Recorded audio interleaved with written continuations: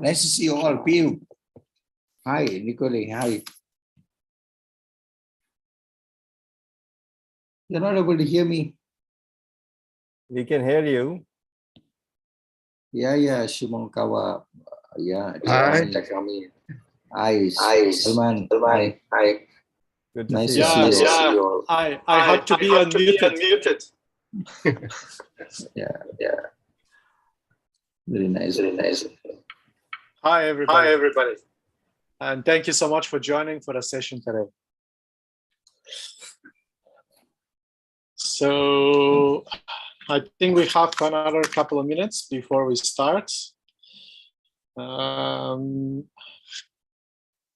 think it will be me starting before anybody else. Am I correct? With the intramedullary astroglial tumors? That's right. Okay. So let's wait for a few more minutes, people to join then.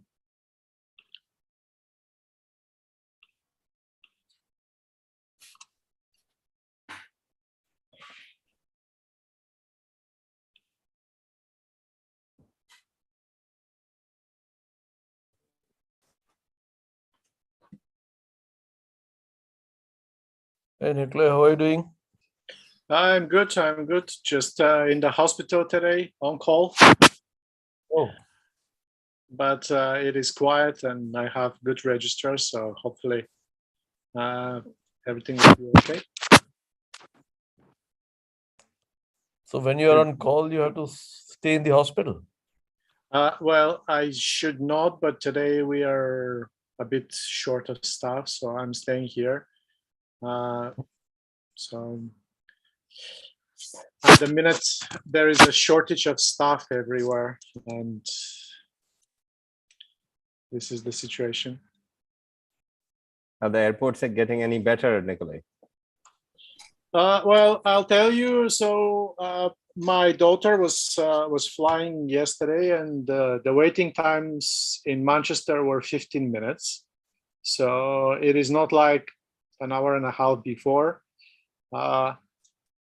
Dublin is also getting better. So I think they are slowly getting better, but it will take time. And if we travel, we should expect problems this summer in Europe, because what happened is they fired everybody during COVID, and now they offered them to keep them in the books, but not paying them. So obviously nobody will accept that. Everybody is looking for some income.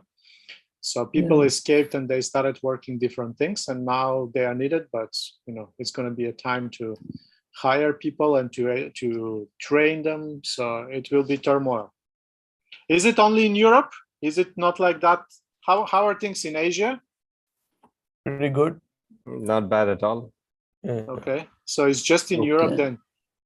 It's just in Europe. The Europeans have been short-sighted. Okay. No, the other way. In Asia, there's plenty. Okay, all right. Too many people, yeah. So I think that may be the reason that. So they can always hire. Yeah. Well, we don't have this luxury here, unfortunately. Okay, so shall we start now? Yep. Yeah. Okay. So I will then share my screen.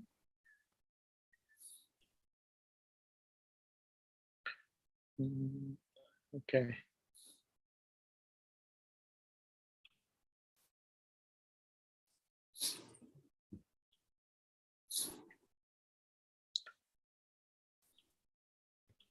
Can you see my screen? Yes. Yeah. Okay. Let me then start full screen.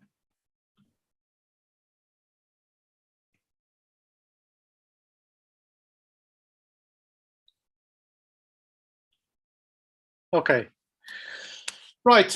I'm going to talk to you today about astroglial intramedullary tumors. For those that don't know me, Nikolay Peev from Belfast, Northern Ireland.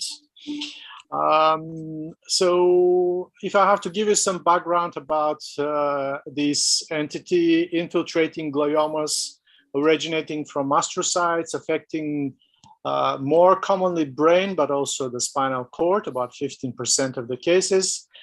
Generally, your patients will be young, and this will be the most prevalent spinal tumor in the pediatric population.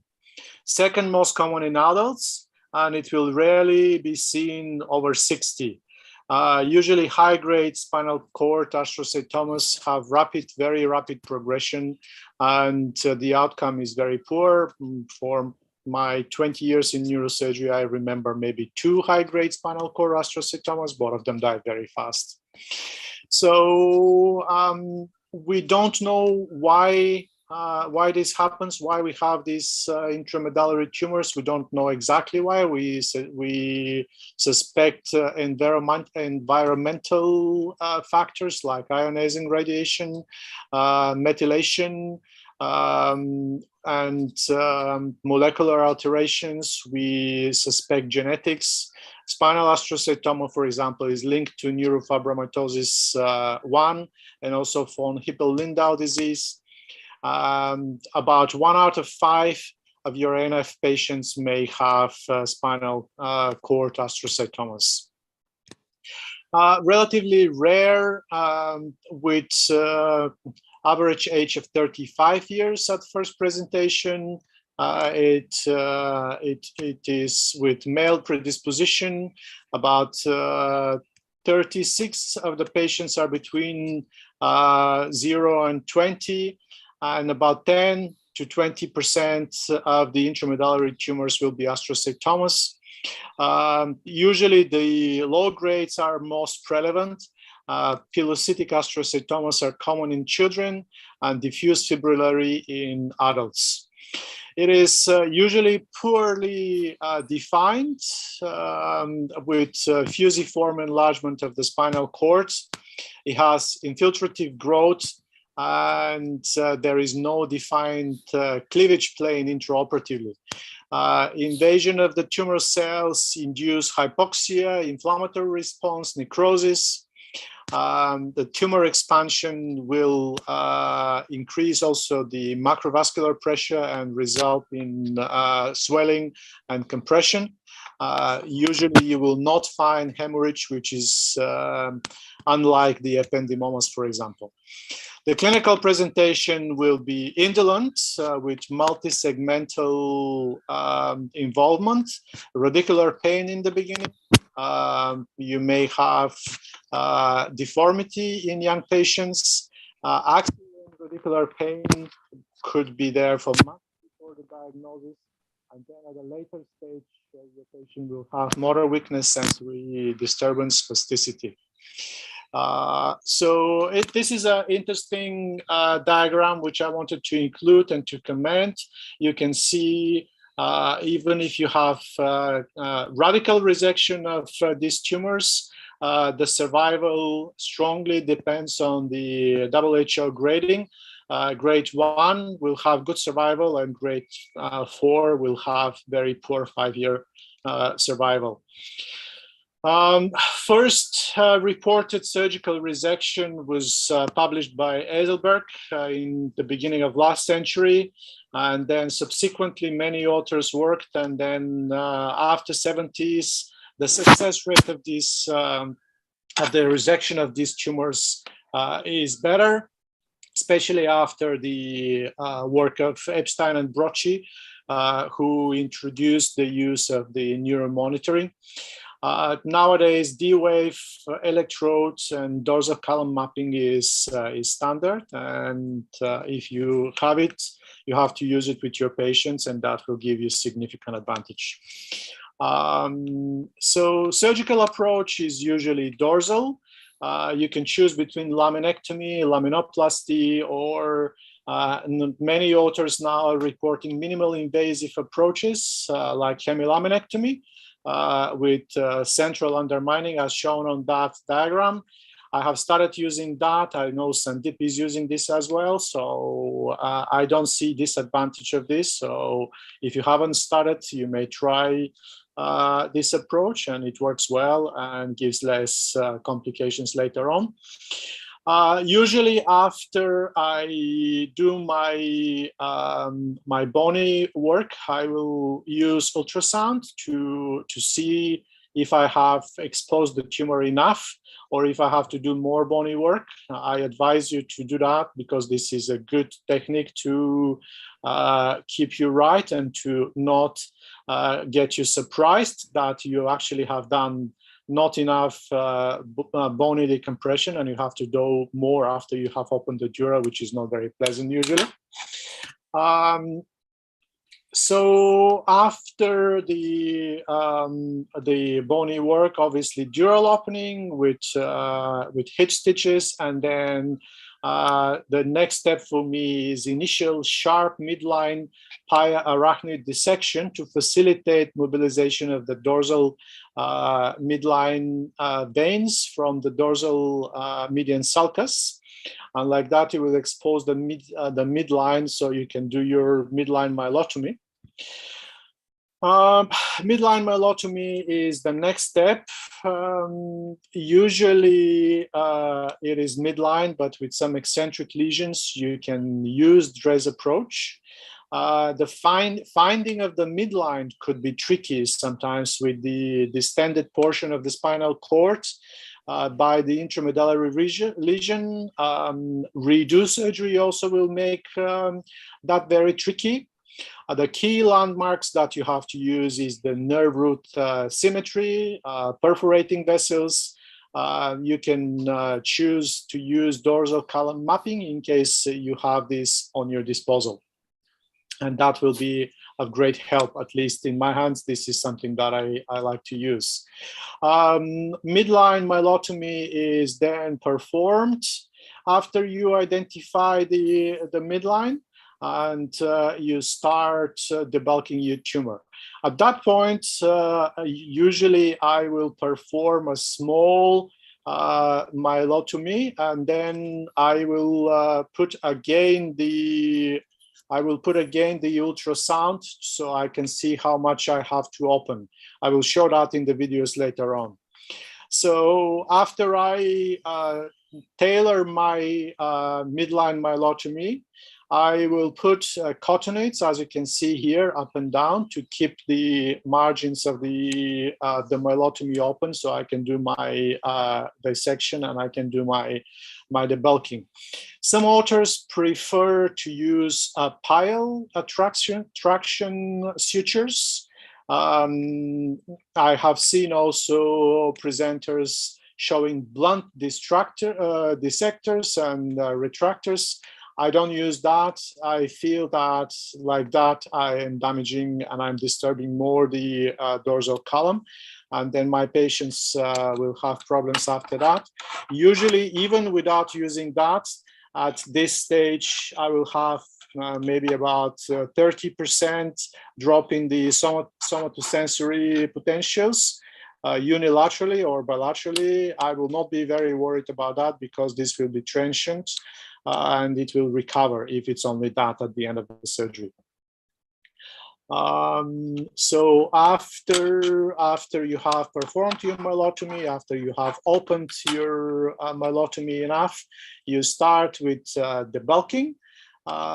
Usually I will use ultrasonic aspirator to do that. It is very important to define a plane between the cord and the tumor, if possible. And usually this is possible with low-grade tumors. However, quite often you may have a pseudoplane because of the infiltrative nature of the tumor. And you have to be very careful, but with careful technique and with careful dissection, you go back in track and you continue your work. Also, the neuromonitoring is helping you in these cases. The Pelocytic Astrocytomas may have well-definable plane. However, that is not the case with all the tumors. and in particular gangliobliomas, which represents about 25% of the pediatric intramedullary astroglial tumors. This is not the case, so you have to be careful. So after your debulking is complete, inspection and hemostasis is the next step. Usually I perform the hemostasis with cottonates and irrigation. I might use carefully coagulation. Avoidance of gelatin and thrombin matrix and comparable flowable agents is recommended by many authors now because of reported thrombosis of cord microvasculature and worse outcomes. So I usually try not to use that. The final step before you close your dura is gentle mobilization and reconstitution of the cords. Some authors, again, recommend closure of the myelotomy with fine 8-0 pile sutures. I don't do that. I believe that this is giving worse outcome of already disturbed dorsal columns and more sensory problems for my patients. There is no class evidence to suggest that if you do that, you're having better outcomes. So I prefer not to stitch the pia. I just approximate and I leave it like that. And then I would like to show you a few videos. So unfortunately, pictures are, let's hope that this video will start. And unfortunately, it is not as pretty as it is usually on the in the initial cases. Sometimes and quite often with this, you have to do redo cases. So you can see here this. Although the video is not working, you can see that, hopefully it will start. You can see that there is a lot of adhesions. There is thickened arachnoid layer. I'm using the suction and I'm using simple green needle to do opening of the thickened arachnoids. I use the green needle as arachnoid knife. Usually I will put the needle on one of the micro instruments at the back of the micro instruments, and I'm gonna be using this as a arachnoid knife. Sorry, this one is not working for some reason. So maybe I can show you the next one.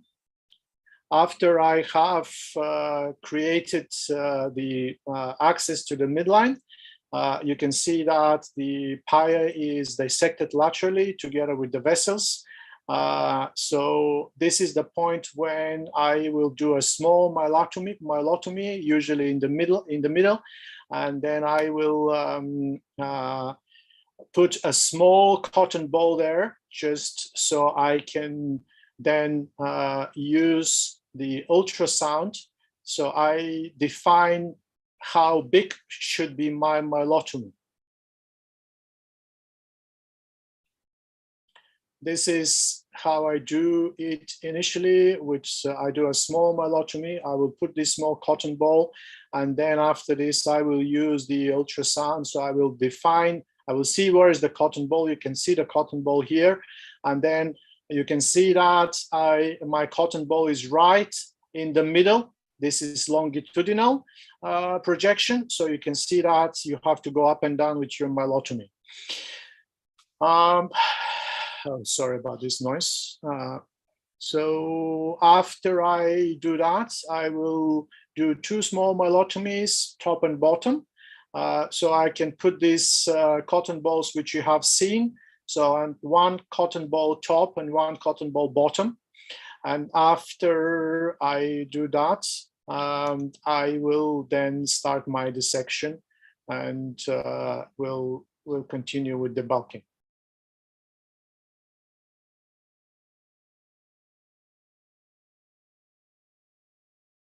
This is a redo case, as I mentioned to you, so that is why things are not looking as pretty as you would normally expect.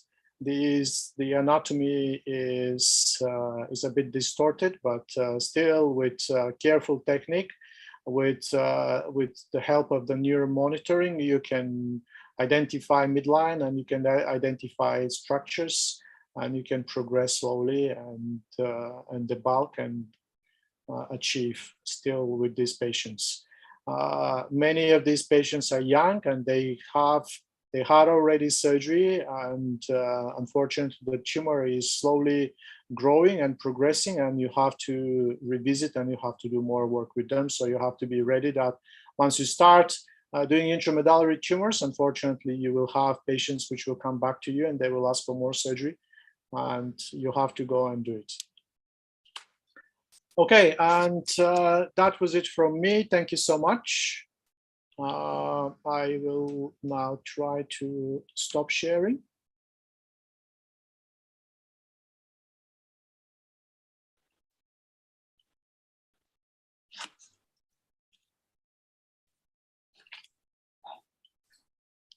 Sandeep? Nikolay, yeah, Any Nikolay, questions? it was an excellent talk. And so I all the questions can be posted on the chat box, and then Nikolay can answer that. Okay. Thank you. So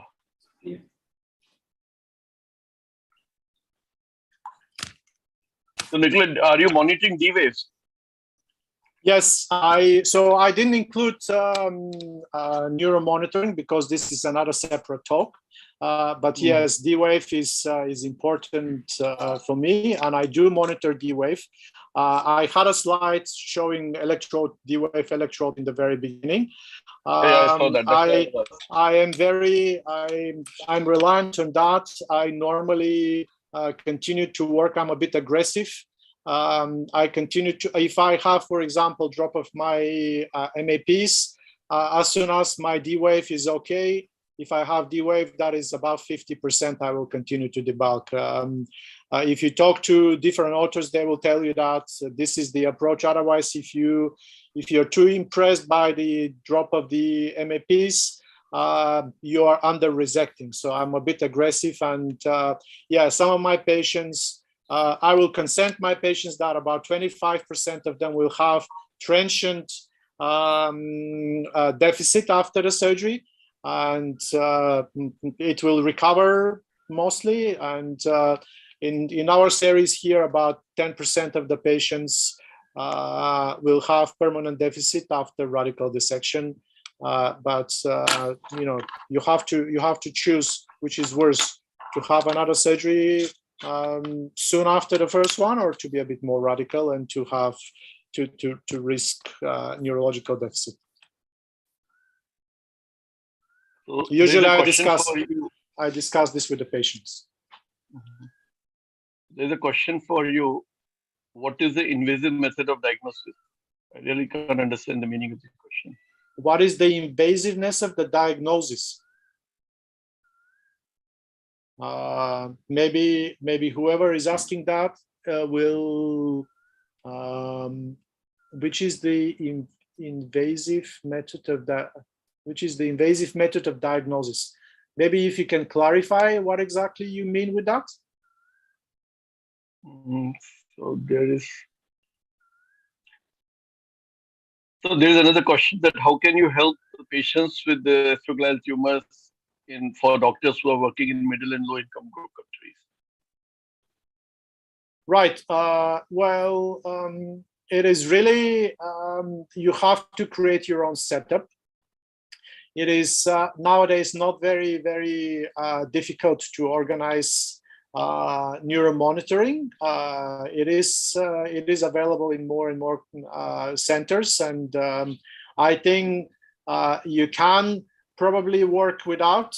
But I think if you would like to do contemporary intramedullary surgery, you will need to have this on board.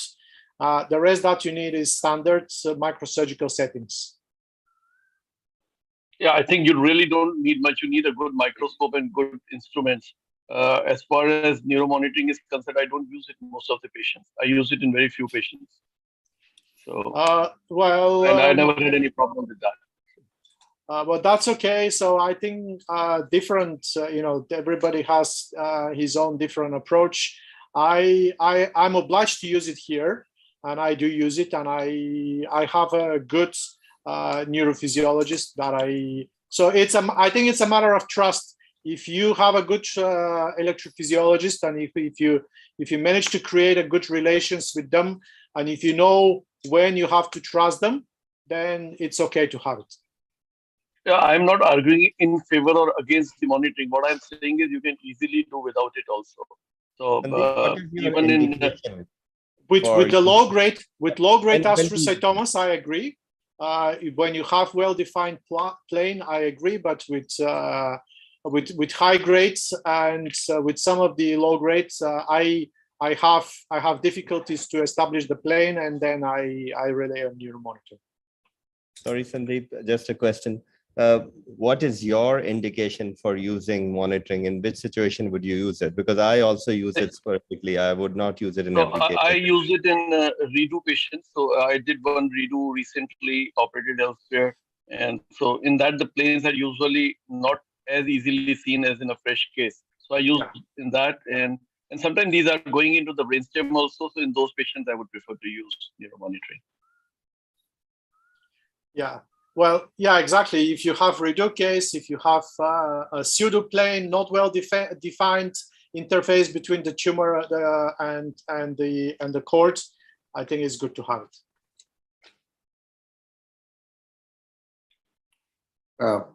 But I agree with Nikolay. I think because generally in my practice, I do with IONM regularly in all cases. And we also suggest for the younger neurosurgeons to start with IONM if they have the facility. Because this, in fact, it guides them. In fact, it is more or less like a policing of your surgical technique. We are very good at microsurgery, but still sometimes. The one point which you made, even though the MEP is not good, but if the D wave is better, then you continue to operate, that to be more aggressive. Yeah. I just wanted to know from you do you do the SSCP as well? Yes, I do SSAP, and I see drop of SSAPs quite often. Even at the point of myelotomy and then creating the approach, you see some drop inevitably of the SSAPs, but you just carry on. And if you are gentle, you will have not significant drop of SSAPs, and then the patient will have some transient problems after the surgery, but it will recover. Yeah, see, that's very important thing. See, the understanding of the IONM as a total in multimodal is most important for the surgeon. And as Sandeep was telling, that those days we were doing without IONM, right? Yeah. I think most of us are very seniors. Those days we were doing without IONM, and we were doing the microsurgery. But after IONM is being used more often, we start, in fact, that we start getting better in kind of approach, and we are more aggressive. In fact, I personally feel that we became more aggressive after the IONM is being used. If you're the other thing is, if you're very, very experienced, yeah, you can go without it. But if you're not this experienced, it is good to have it. This is also good for your trainees, for your juniors, because they are not as experienced as you. Yeah, that's one important point. That's what I was mentioning. It's more than for us who are having about 15 to 20 years of experience. For example, a guy who's about in 5 years' time, and he is trying to do the intermediary tumors, and this is exactly a police. It is a policing of his surgical technique, but only thing is the decision making of suboptimal resection. It should not lead to suboptimal resection. I think probably Sandeep is making that point because sometimes you find the MEP dropping and your SSCP is also coming down, and you are not using the D wave, then you are in trouble. You always wait for some time, put the saline, and wait for some time, then about 15 minutes later on, you try to, if your technician is very good and he or she can help you in a very right way.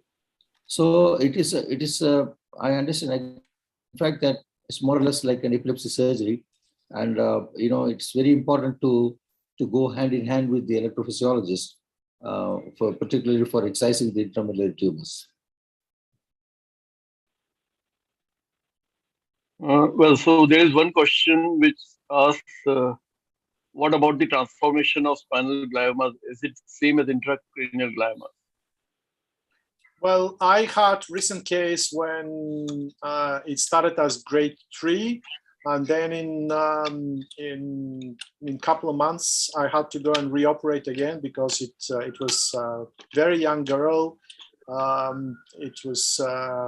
It grew up again very fast, and so when I went back, and then the answer was glioblastoma. So yeah, the transformation is similar, and then she developed also intracranial metastasis, and then she died shortly after that. So yeah, I think it follows the same course.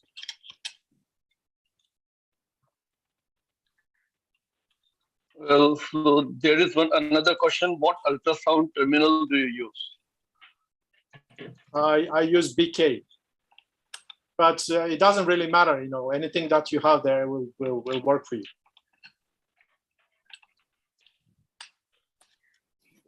I just want to ask you one more important thing, because it's astroglial.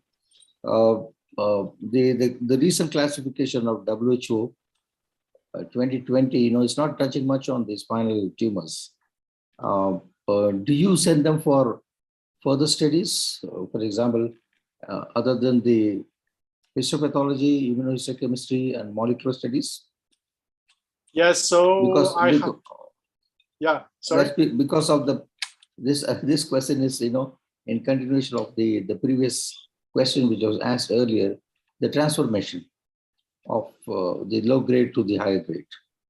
Yeah, well, I have good pathologists here, and I leave that question really to them to decide what they want to do with that. So I relay just to get the answer. But usually it is a reliable answer. So I know that they have chance to do more. If they are not happy, they can send from Belfast, they can send to London. If they're not happy with London, then they can send to US. So it's, yeah, there is a collaboration. And yeah, there is always more that they can do. Some of their, of the new tests which they are performing are very new, and I don't understand them so much, I have to admit, because I'm surgeon. but yeah, so there is a network, and they do a lot of tests, and usually it's a reliable answer. Okay, so I think there are no more questions, so we should move to the next talk. Thank you, Nikolay, for an excellent talk. Thank you so much. Next talk will be by Professor Takami from Japan on spinal cord non-astroglial tumors. So, Dr. Takami, you can share your screen now. Can you see my slides? Yes. Thank you very much for giving me this valuable opportunity. My topic with the spinal cord vascular tumors, I focus my attention to the surgical considerations. And as you know, there are many a variety of the primary spinal tumors, including primary benign bone tumors and malignant bone tumors, and intraspinal extramedullary tumors. That is the frequent category that the neurosurgeon can operate on, and schwannoma and neurofibroma, meningioma. Intradural, the intramedullary tumors is a challenging field that the Professor Nikolay presented. And today I focus my attention to the hemangioblastoma first, and then I include the cavernous malformation as the primary spinal vascular region inside of the spinal cord.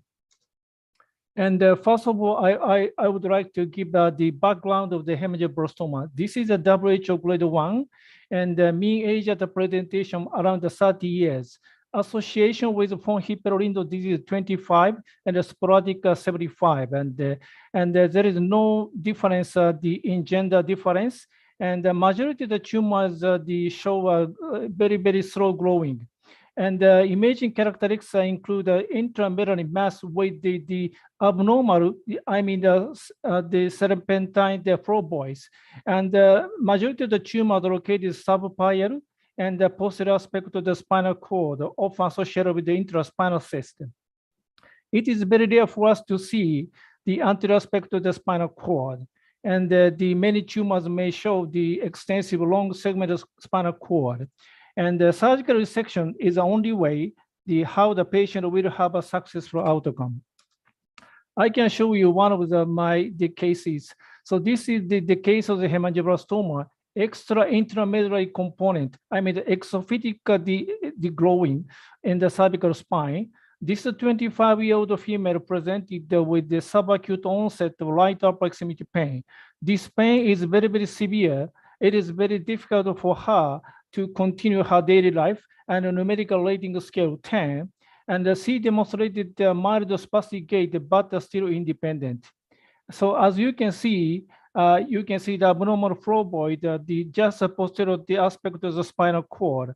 At the level of the C6-7, you can see that the abnormal mass compressing to the spinal cord. So this is the enhancement study. You can see clearly the vascular tumors at the C6-7 level. And CT angiography demonstrated the abnormal phloboids just dorsal to the spinal cord. So I can show you the operation video.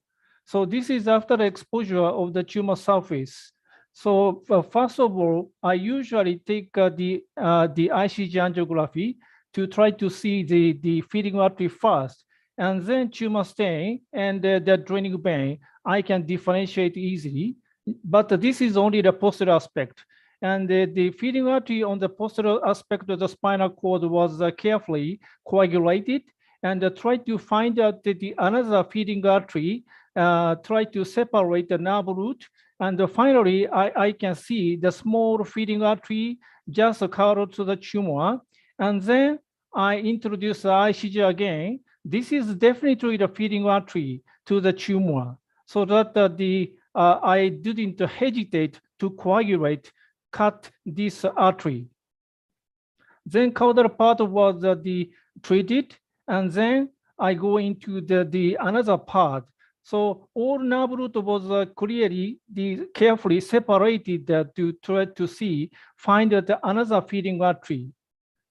Then the one artery coming just following the nerve root, and then ICG again showing this is a definite feeding artery, so that I didn't hesitate to coagulate this artery and then cut. I never do, of course, this is a vascular tumor. And so tumor was growing into the spinal cord. So subpial, the dissection, I mean the cloudy and the thick pia mater was resected, and the small feeding artery was coagulated one by one. And finally, I try to find out that the feeding artery coming from the rostra and coagulated. I never coagulated draining vein at the final stage of the surgery. So finally, I separated the drainer here. All feeding artery was already cut, so that the coagulated draining vein was cut. So the tumor was finally separated in unblocked fashion. So this is the final stage of the surgery. So ICG showing again no more abnormal vessels. So all nerve root was nicely preserved here.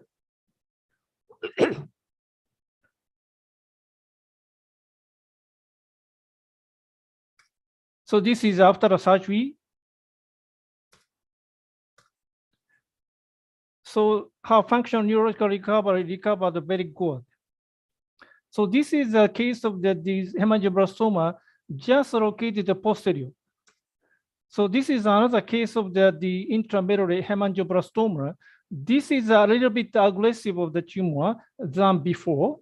And you can see this is a 56-year-old female presented with gradual worsening the gait disturbance and the clumsy hands. So it is difficult for her to continue her work because she needed to operate a computer. And you can see that at the level of the C3, the very aggressive tumor located the occupied whole intramedullary part, and abnormal vessels you can see. And this is diffusion tensor imaging 3 Tesla. So imaginary motor tract can be seen just ventral to the spinal cord. This is might be the cortical spinal tract, more important the motor tract. I needed to preserve of course. So majority of the tumor located inside the spinal cord, very different from the other first case. So the procedure is the same, completely the same, but the first of all, I need to coagulate all feeding artery coming from the posterior. Then I try to make a small myelotomy, posterolateral sulcus corridor. Try to find the gliosis layer. I try to find the beautiful gliosis layer.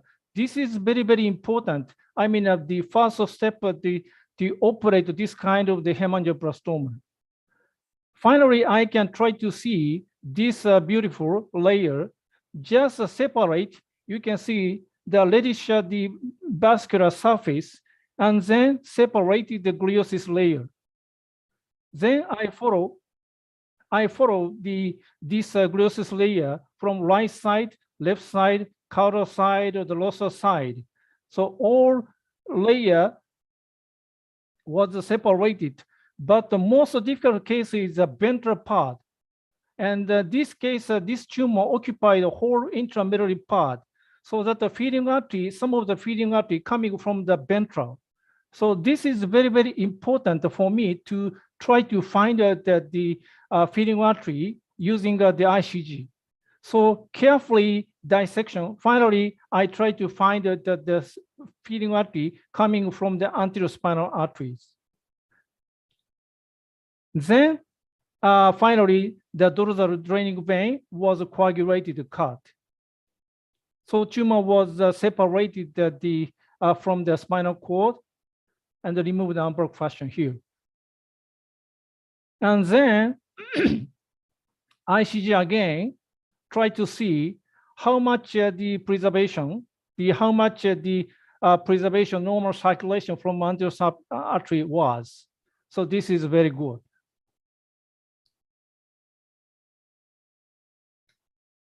So after the surgery, so modified McCormick function chamber before surgery almost grade 3, and after surgery almost the same. So finally, she returned to work her own work 3 months after surgery. So this is another the topic, the cavernous formation. So age between the 3rd and 6th decade, and a peak age at the 4th decade. So maybe female predominance and in the gender difference. And there are several clinical patterns. One, the multiple episodes of neurological deterioration, intermittent recovery, and the slowly progressive, and a sudden symptom with a rapid decline, and the mild symptom with acute onset to the gradual decline. And the location, and the thoracic 50%, cervical 40%, and cornus is very rare. And the imaging characteristics that usually we can see the locule of the blood surrounded by the very T2 hypointense rim. This is the hemogeneous deposit. And we don't know the natural history clearly, but several literature suggested the bleeding rate about 1 to 5% per lesion per year. I can show you the several cases. This is the case of the 16, the female, the high school girl. She presented with acute onset neck pain, very, very severe. The several after onset, she demonstrated the deterioration, the impaired consciousness, and the tetraplesis, and she transferred to the emergency room. And so we can see that the intramedullary and the exophytic component, the hemorrhage at the craniovertebral junction, and but we didn't see any abnormal vessels, MR angiography, MR venography. So MRI showing so hemorrhagic tumor can be identified at the craniovertebral junction inside the spinal cord. Some of the tumor showing the exophytic, the glowing. And so at this time, they see demonstrated conscious disturbance, then tetraplesis, and so we did the emergency surgery. So this is the operation video. After the opening the dural matter, you can see the cavernous formation. So ICG demonstrated clearly, this is a silent area. This is a typical findings of the cavernous formation. And first of all, I did the myelotomy, just posterolateral sulcus corridor at the level of the C2 to evacuate, to remove the hemorrhage first inside of the spinal cord, because the spinal cord was much swollen due to the hemorrhage inside the spinal cord. So I evacuated the hematoma first. Then I tried to dissect the cavernous malformation, and the second white the pia mater was resected carefully, little by little. I am now taking the dissection, the right side of the cavernous malformation, and the small vessels coagulated little by little, and the pia mater was resected just one by one, and to delineate the cavernous formation itself here. And then I did the same procedure on the right side and the caudal side. And the caudal side, I tried to find out the gliosis layer that was covered by the hemogyderin. You can see a little bit of brown color, and the small vessels coming into the cavernous formation. I coagulated, cut, and separated. So as you can see, white, the gliosis layer, this is very, very beautiful. And I never damaged to the spinal cord parenchyma. I just follow the gliosis layer, and I'm now taking a rostral dissection here and the left side as well. So that finally the cavernous formation was isolated envelope fashion here. And some of the part is very, very difficult for dissection, because the hemorrhagic part is very difficult for me. So this is the final stage of surgery. ICG again, no more abnormal vessels here.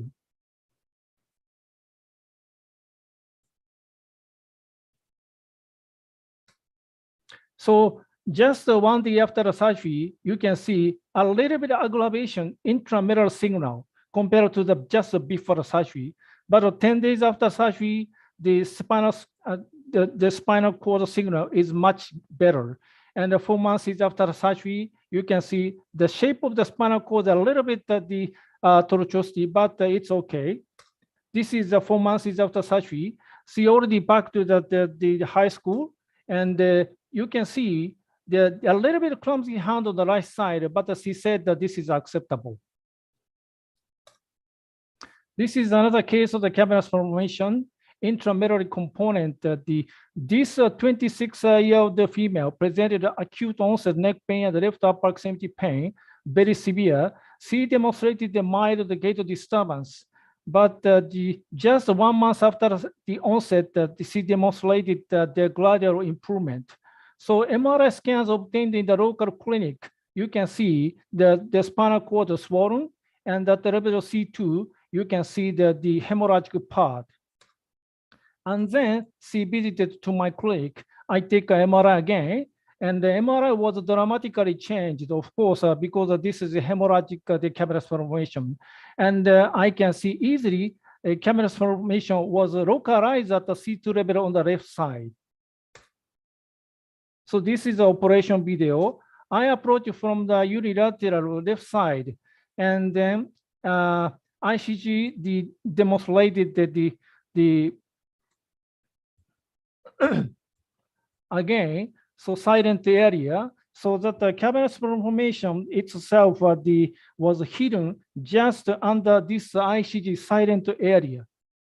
I did the myelotomy just the inside the medial part of the posterolateral sulcus, I mean the Doret's approach, and then the bleeding was coming out, and then I tried to find the gliosis layer that was covered by the hemodialing, and then try to find the cavernous formation finally. And so myelotomy was extended little by little, the rostral and the caudal part, and try to see the abnormal vessels. Finally, in the bottom of the hemorrhagic part, I can see, I tried to find, I found the abnormal vessels here. Very teeny abnormal vessels. This is a cause of the bleeding. Then, but the teeny vessels was sticky because hemorrhagic change is still inside. So that try to dissect it very carefully. And you can see brown part, brown color. This is the gliosis layer covered by the hemodialing. Abnormal vessels was finally dissected under the microscope. Here.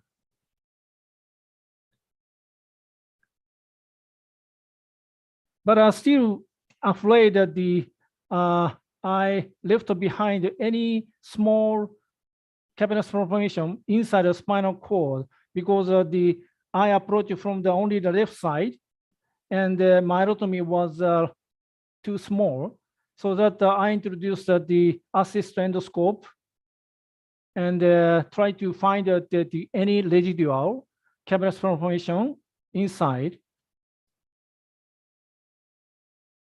So this is a rostral part. I don't see any abnormal vessels. And the other side,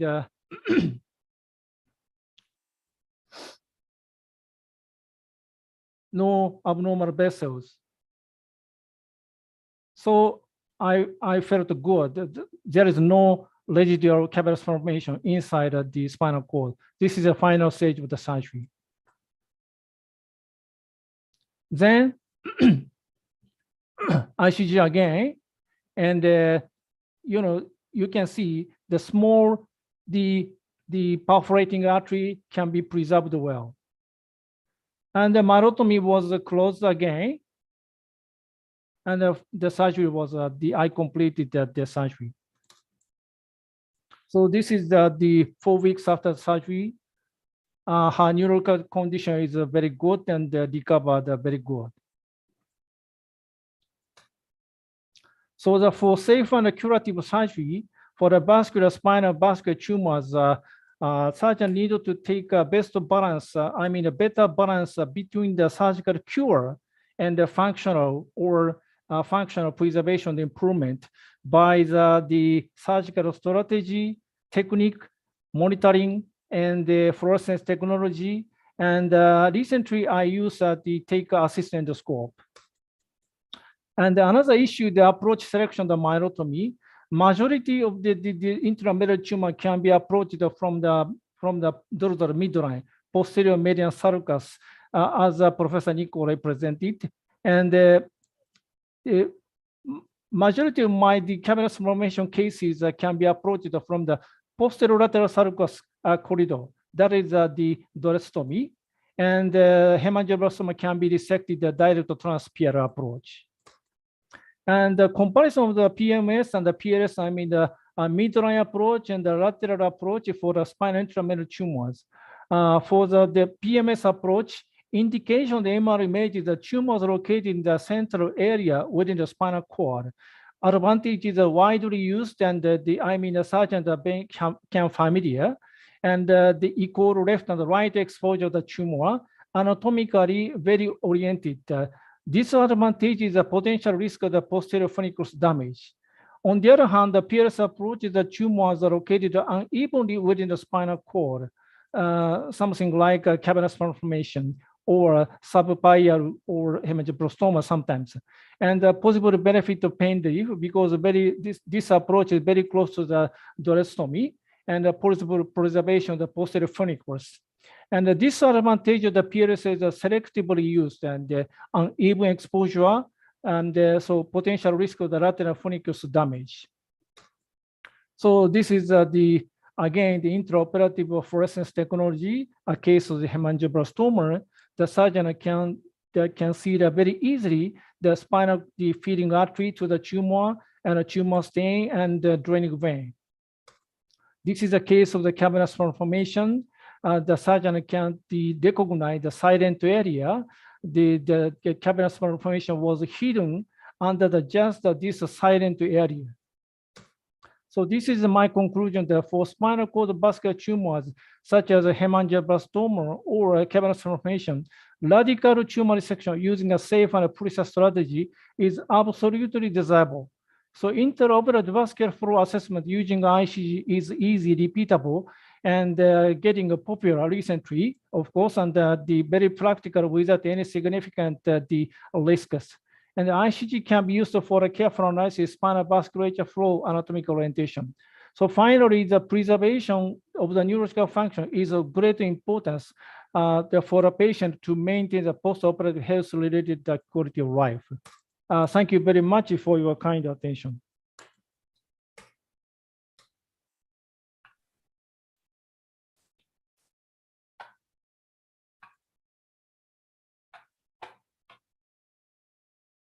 That was an excellent, you had an excellent video, the collection of videos, Dr. Takami. So in all your videos, you always open from the dorsolateral sulcus.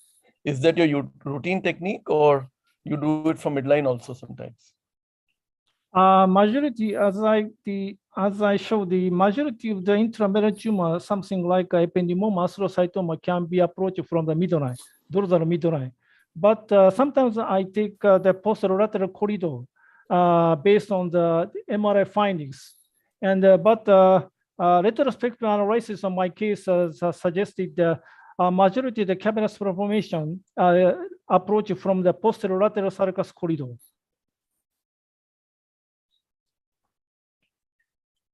So I would request all the participants to post their questions in the chat box.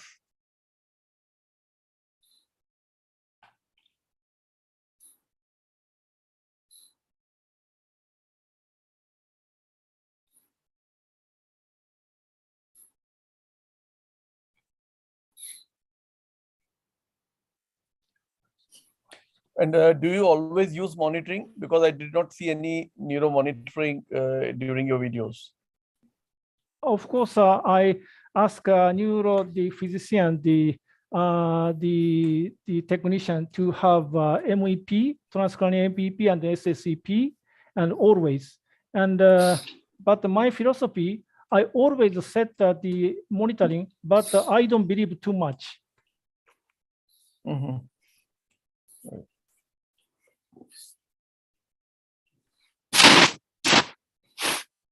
If there are no more questions, I think we can go to the next talk. Dr. Judy, would you like Why don't we ask Atul for a comment regarding this posterior lateral approach? Atul, Pardon? can we unmute? Yeah, now I'm unmuted. Dr. Takami, I enjoyed your lecture very much. No question, you see hemangioblastomas of the spinal cord are absolutely dangerous and difficult and complex surgery, whilst they are completely benign in nature, and resection can lead to complete cure from the problem. Any kind of surgical disaster can be quite devastating, like you can have complete paraplegia. And bleeding control has to be very meticulous and very beautifully demonstrated by Dr. Takami. And the most important thing in hemangioblastoma is come around the tumor, not to enter into the tumor, come around, get the feeders and get the whole thing out as a nodule. I think that trick has to be very important and learned. And, looks very heavily vascular, but there are not too many vessels in supplying the tumor. Dr. Takami, what do you have to say about the technique of dissection? It is very honored for me to have your comment on my presentation. Thank you very much. I absolutely agree with your opinion, the strategy, in the case of the hemangioblastoma, surgeon needed to follow just around the tumor, never into the tumor. I absolutely agree with you. Thank you very much for your the wonderful comment. Thank you.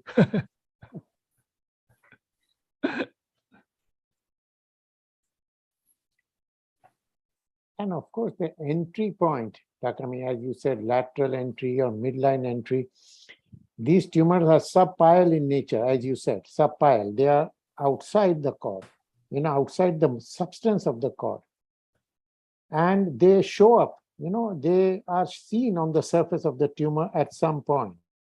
I think where they show up on the surface, that is the point where the dissection has to be done rather than midline or lateral or whatever. You agree, Takami? Yes, yes. You mean the case of the hemangioblastoma, right? Yeah, hemangioblastoma. They always, a small part of the tumor can be seen on the surface because they are subpial. They are not in the cord substance. And when you see the tumor, then you identify and get the plane and come around the tumor. Many of these tumors have a cyst, and that will help in tumor resection. Many of these tumors have a syringomyelia. Yes. And that also, demonstrates that it is a very chronic and long-standing tumor. So when you have a cyst or syringomyelia, that makes your dissection plane a little bit better. Yes. I think the majority of the spinal cord, especially the big hemangioblastoma, accompanies a cyst, syringomyelia. So that the first stage of the surgery, I needed to enter the syringomyelia first because much safer for me. So that I needed to just a small myelotomy. Majority of the cases, I selected the posterolateral sulcus corridor, midline. And so I take the entering the syrinx, rostral and the caudal of the big tumor, and then I go into the surrounding the tumor. So there's one question for you, whether it is better to do craniocaudal dissection or caudal cranial dissection.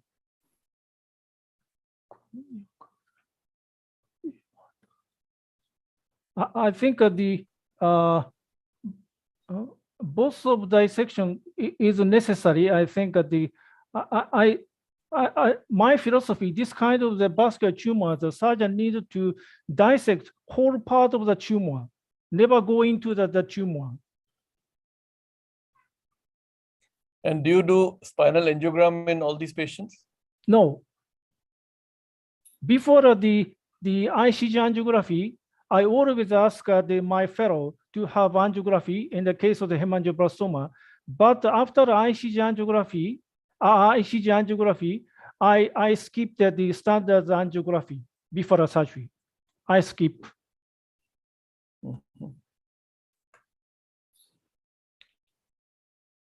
Okay, thank you, Professor Takami. Now we move on to the next talk. Thank you. Professor Shimokawa on imaging of the spinal cord tumors. Hi. Can you see? Yes. Okay.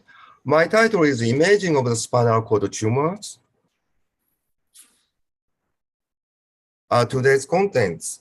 I would like to present the characteristics of the radiological diagnosis of each tumor. As you know, in 2016, WHO classification, it's a fourth devised edition. So it's based on the histological characteristics of the tumor, molecular parameters into the diagnostic schema. So this is a busy slide. As you know, so this is a WHO grading of the CNS tumors. Astrocytic tumors, Pelocytic Astrocytomas grade 1, diffuse astrocytoma grade 2, and so on, as you know. Meningioma and another paraspinal nerves. And in this year, the fifth edition of central nervous system tumors are published. So, adult type diffuse gliomas and pediatric type diffuse low-grade gliomas and pediatric type diffuse high-grade gliomas. It's depend on the with or without IDH mutant, and so on. It indicates the WHO grade 2, 3, 4, and so on. I would like to go to spinal cord tumors. As you know, left side is extramedullary tumors, and the right side schema is intramedullary tumors. Classification of the depending on the location of the tumors. Most of the spinal cord tumor is epidural locations, about 70%. And next, the intradural extramedullary is about 21%. And the intramedullary, about 8 to 10% is very rare. Intradural extramedullary tumors, which you can see the schwannoma 30% and meningioma 25%, and mixed papillary ependymoma, epidermoid tumor, and so on. Intradural intramedullary tumors. Most of the medullary tumors in adult cases, ependymoma is more frequency, from 60 to 70%, and astrocytoma 30 to 40%, and hemangioblastoma 3 to 8%, and subependymoma, neurinoma, gangliocytoma, melanocytoma, and so on. Intradural extramedullary tumor, we should differentiate it, schwannoma and meningioma. It's the majority of the tumor is belong to two tumors. This is differentiation point, meningioma and schwannomas. With regard to the T2 weighted image of MRI, schwannoma, majority of the schwannoma demonstrated is very high and heterogeneous. And in meningioma, iso to low intensity compared to the spinal cord. And gadolinium DTPA in meningioma, homogeneous, well enhanced. Schwannoma showing the heterogeneous, well enhanced. With regard to the intratumoral cyst formations, in schwannoma is very mostly well known. And the dural tail sign is well known in meningiomas. And the mobile tumor is well known in schwannomas, as you know. This is the mobile tumors. Left side is a pre-operative MRI, T2 gadolinium MRI. Tumor located at L3 level, but intraoperative MRI, tumor located to the cranial side. It's named vanishing tumors, mobile tumors. As you know, this is Eden's classification for Dumbbell type tumors of the spine. Majority of the Dumbbell type tumor belong to the type 2 or type 3. This is my experience cases. This MRI showing the well-enhanced and cyst formation intratumorally and dumbbell shaped in axial view at C5-6 level.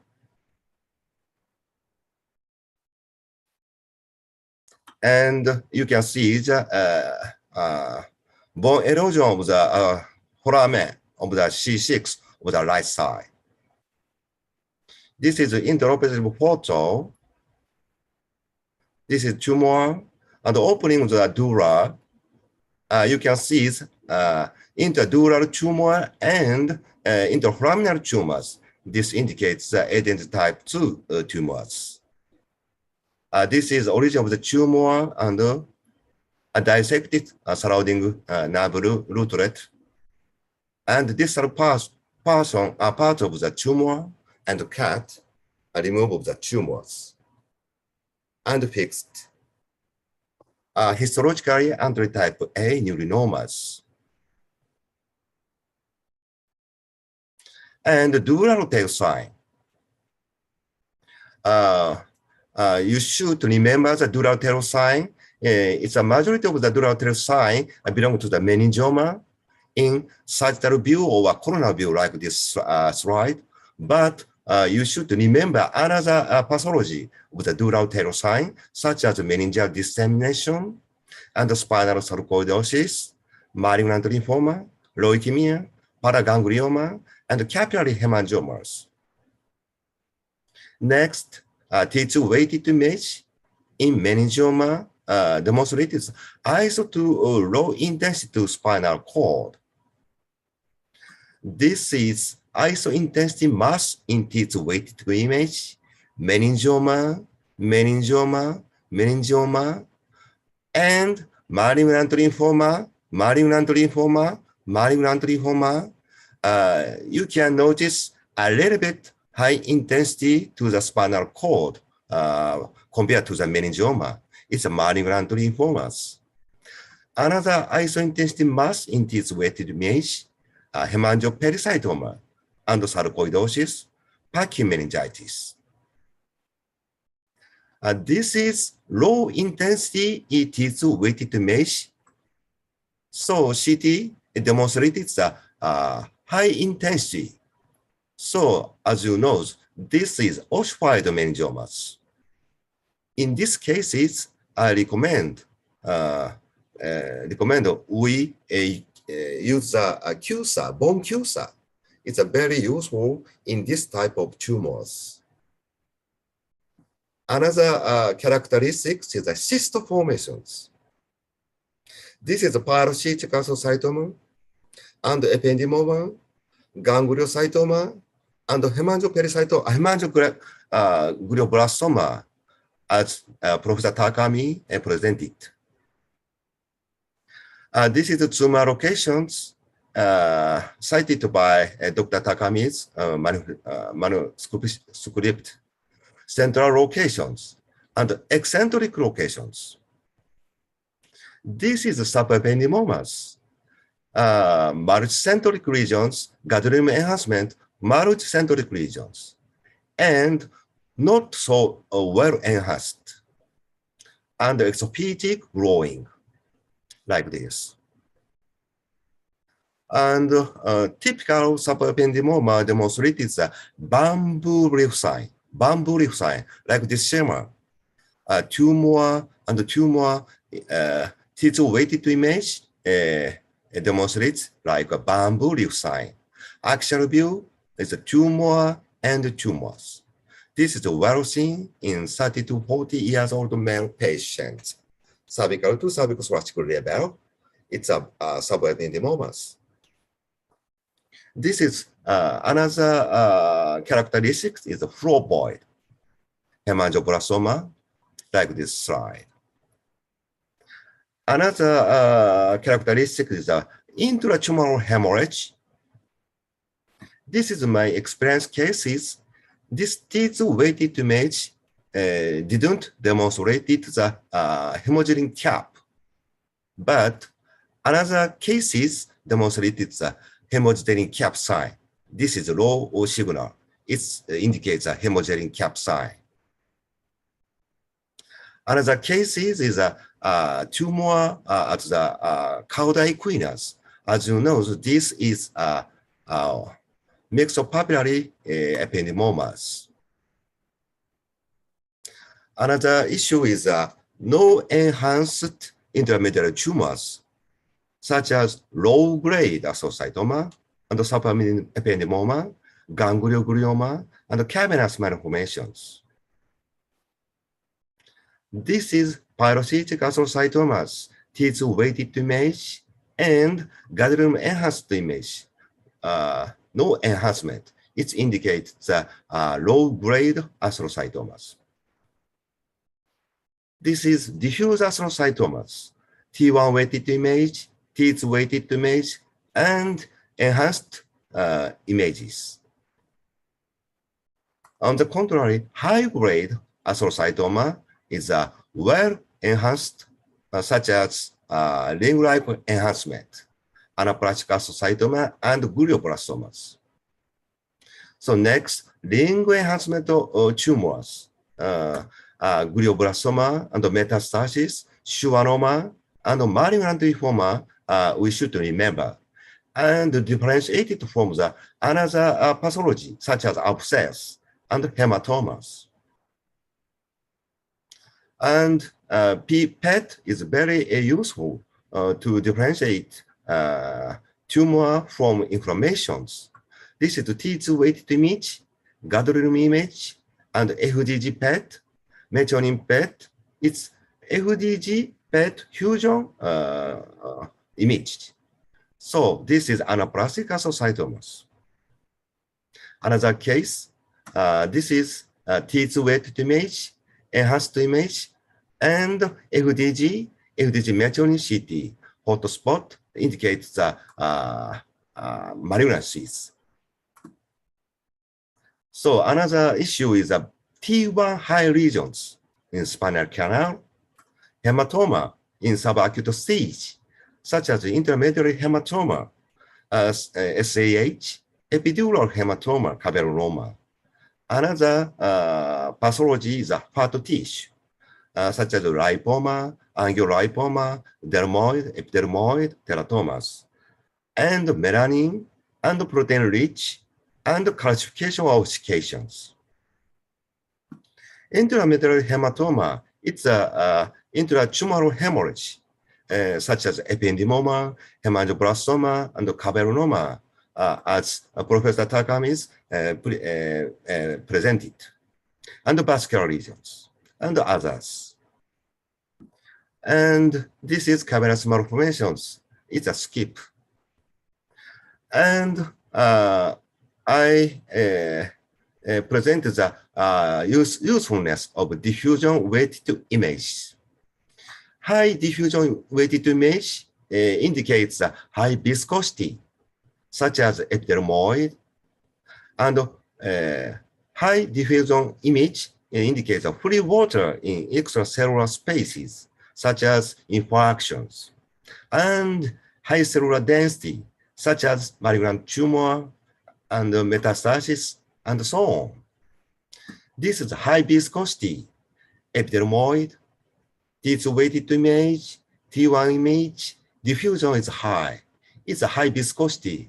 On the contrary, arachnoid cyst, T2 weighted image, diffusion is low, so low viscosity. Next, high cellular density indicates diffusion high, such as malignant tumor, GBM, and metastasis.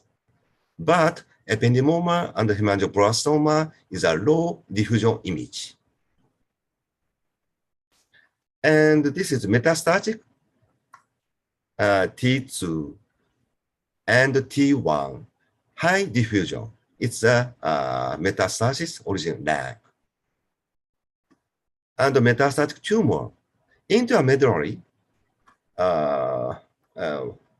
high frequencies of the cancer origin is a lung, next breast, multiple myeloma, kidney, and uterus. It's an intramedullary tumors. Next, extramedullary metastatic tumors. Breast cancer origin is most frequently. Next, lung, malignant lymphoma, uterus, stomach, and so on. Last, epidural tumor as a metastatic spinal cord tumor. Origin of the cancer is a breast, lung, malignant lymphoma, prostate, and thyroid. In conclusions, preoperative diagnosis of spinal cord tumor should be determined by comprehensively evaluation of not only radiological image, but also patient's age, gender, levels of pathological spine, medical history, neurological findings, and so on. Thank you for your attention.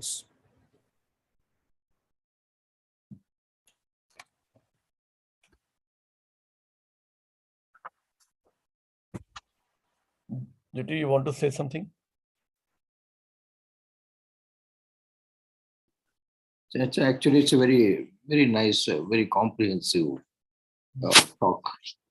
Shimokawa has actually explained very nicely about the radiological importance, because many times as a surgeon, we have only one aim, whether it is resectable or not resectable. Many times the differential diagnosis is made by the radiologist first, and we confirm with the histopathology. It's a very wonderful talk, particularly about the diffusion weighted images, which shows totally, contrast, and the way the hemangioblastomas are low in diffusion weighted images, whereas the epidermals are very high. These are very important points that makes the surgeons more easier. And before he gets into the theater, he feels better that he's prepared with his mind to go ahead with it. Excellent talk, Dr. Shimokawa. Thank you, Pachman. Yeah, I totally agree, because radiology is very important. Sometimes you are not, like in some of the slides you showed, the surgeon is never sure about the extent of the tumor. So these added modalities like PET scan sometimes can tell you the exact extent of the tumor, and on that only you can base your bony work. So radiology is very important.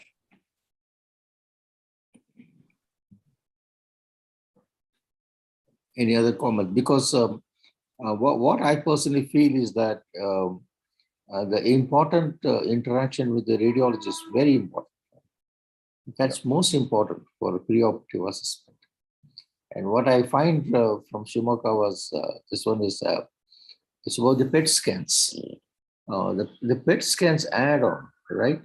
Though in many places, we don't do the PET scan, but I usually take two exams. One is intramedullary lesions and the exophytic lesions. And these two cases, I usually like to do the PET scan along with the conventional MRI, which gives some more information about the case, particularly about he said about the high grade lesions, which shows up in the PET very nicely, right? So they are more important not only for prognostication but also for surgical technique. Wonderful. So Shimokawa, there is a question for you. Suppose if there is a spinal meningioma with a large dural tail but a small bulk, so would you remove the entire dural tail or only the bulk of the tumor? Thank you, Professor. It's a very important comments and questions. So spinal meningioma, such as is occur in elderly patients.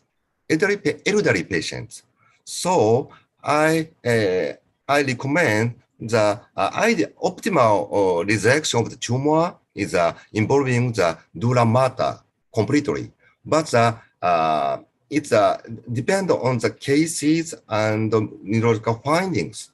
So against the majority of the meningioma cases, we perform the symptom 2 resection of the tumor involving coagulation and thin layer of the dura mater. It's a location. It's depend on the location of the tumor and the condition of the tumors and patient conditions.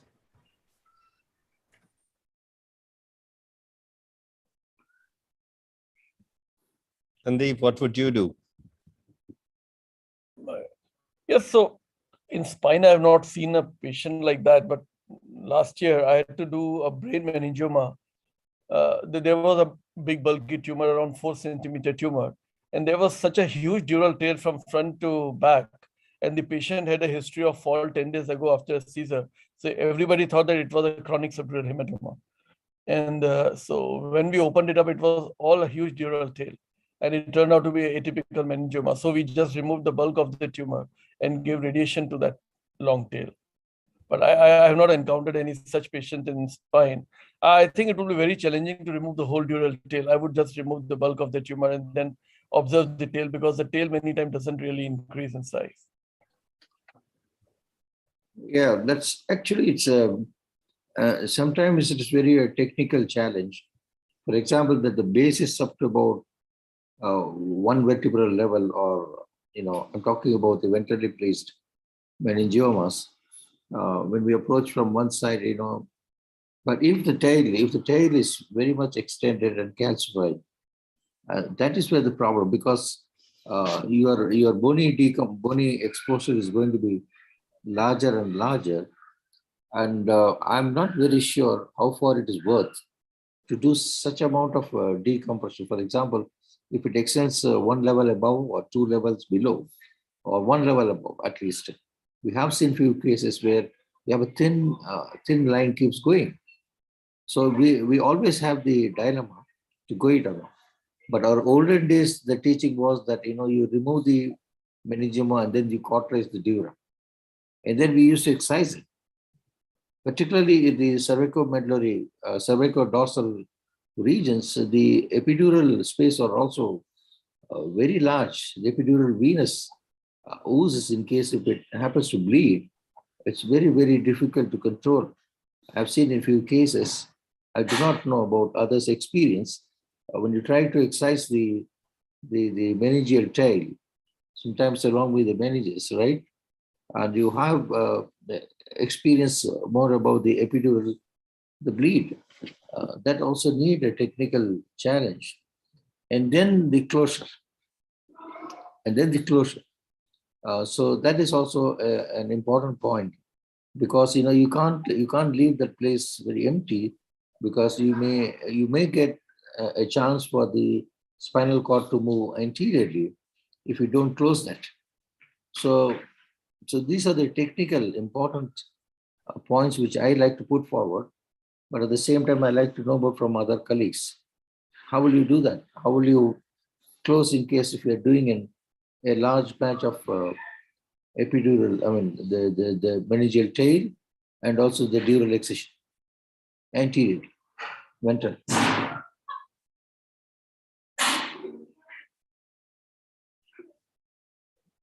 Atul? Well, I personally believe that there is no need to chase the dural tail. If you take the analogy of intracranial tumors, intracranial meningiomas, when we treat them by radiosurgery, we don't chase the dural tail.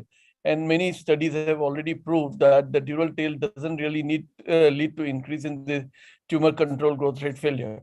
So I don't think dural tail needs to be chased here.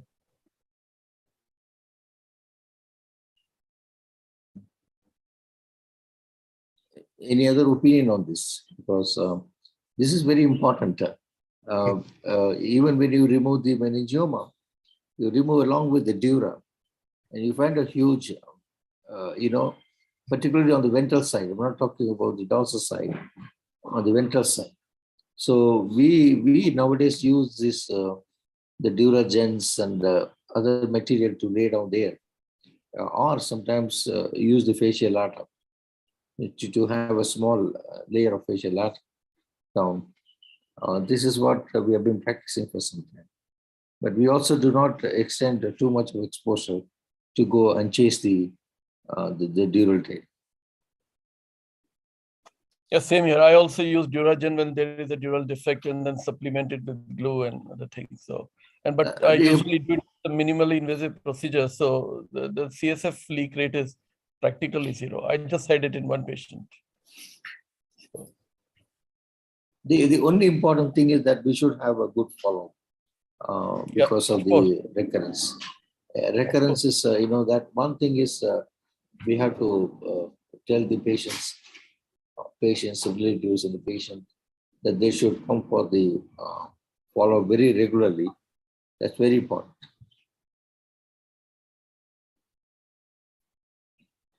Okay, Salman, any comment from your side?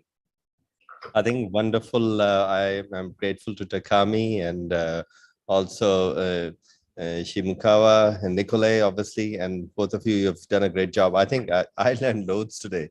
So it's wonderful to keep learning when you're in webinars like these, and especially the radiology talk was there was some stuff that I didn't know. So thank you very much, and it was wonderful having you all. If you all agree, maybe we can switch on your cameras and we can take a photograph before switching off. And Nikolay, what have you got planned for us in 5 to 6 weeks' time? So we continue to collaborate with different societies. I think the next in row will be a combination of the SBNS spinal section, British Neurosurgical Society spinal section, plus the Irish Spinal Society. So it will be announced soon. We are still clarifying the details. Okay, can we have everybody's camera switch on, please, so we can have a group photograph, and we just move on then. And wonderful, everybody who's been messaging has been commenting that wonderful talks. Really enjoyed it.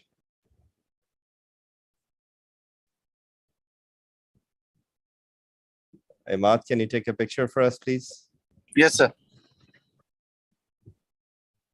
Kim has been keeping quiet somewhere. It must be past midnight for Yes, him. sir. Thank you. It's done. Yeah.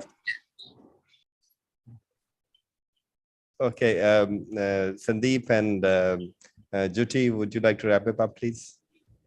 Yeah, Sandeep, please.